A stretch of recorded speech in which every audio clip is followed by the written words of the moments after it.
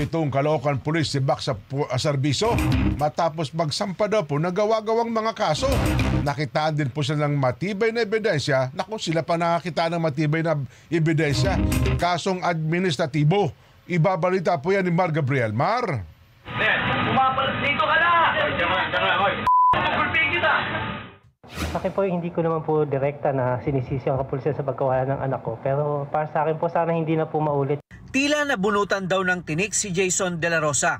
Tuluyan na kasing sinibak sa serbisyo ng National Police Commission ang 7 tauhan ng Caloocan City Police na inireklamo niya noong Agosto dahil sa pag-aresto at pagsasampa ng gawa-gawang kaso laban sa kanya. Habang nakakulong, hinanap siya noon ang panganay niyang anak sa gitna ng nararanasang ulan at baha, dahilan para tamaan ito ng leptospirosis at kalaunan ay namatay. Para sa akin, hindi naman ako masaya na may mga tao na naman ay nawala ng trabaho. Kahit ganun man ay nangyari. Para sa akin, hustisya naman po talaga. Ayon sa NAPOLCOM, nakitaan ng matibay na ebidensya ang mga kasong administratibo na isinampalaban sa mga pulis, kabilang ang grave misconduct, grave dishonesty, oppression, incompetence, at conduct unbecoming of a police officer. Kasama sa inalis sa serbisyo ang 2 opisyal, kabilang si Police Captain Romel Caburog, ang dating Chief Investigator, at si Police Lieutenant Jeffren Aganos, na dating hepe ng Caloocan Substation 2. Tanggal na rin sa serbisyo sina Police Master Sergeant Ryan Candelario, Police Staff Sergeant Stephen Somlani, Police Staff Sergeant Darwin Injongco, Police Corporal Marvin Resumadero, at si Police Staff Sergeant Rodolfo King Bautista.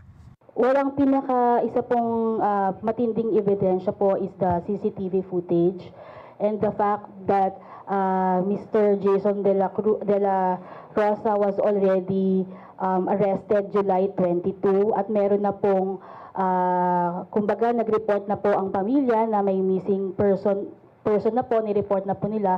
But despite that fact, hindi po ito kumbaga inilabas ng pulis, gayong nandoon na po sa kanila si Mr. De La Rosa at that time. At naglabas pa po sila ng isang gawa-gawang report kung saan sinabi nila na nahuli siya ng July 25 sa salang paglalaro ng Caracruz. Sa harap nito, hindi naman maiwasan ni Jason na mangamba para sa seguridad ng kanyang pamilya. Nasabi ko na rin naman po sa kanila na siyempre humihingi rin po ng protection. Pero yun naman po, hindi naman po nagdadalawang isip ang NAPOLCOM. Mismo rin po siguro PNP na tulungan namin, ibigyan ako ng protection.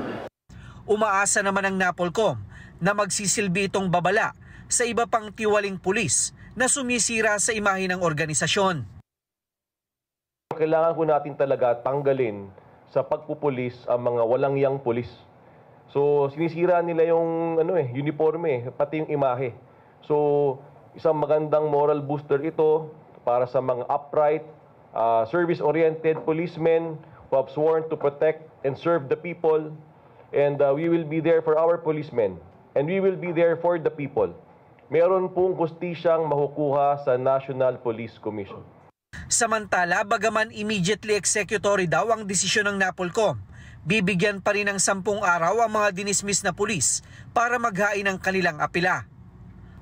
Mar Gabriel, para sa 100% balita.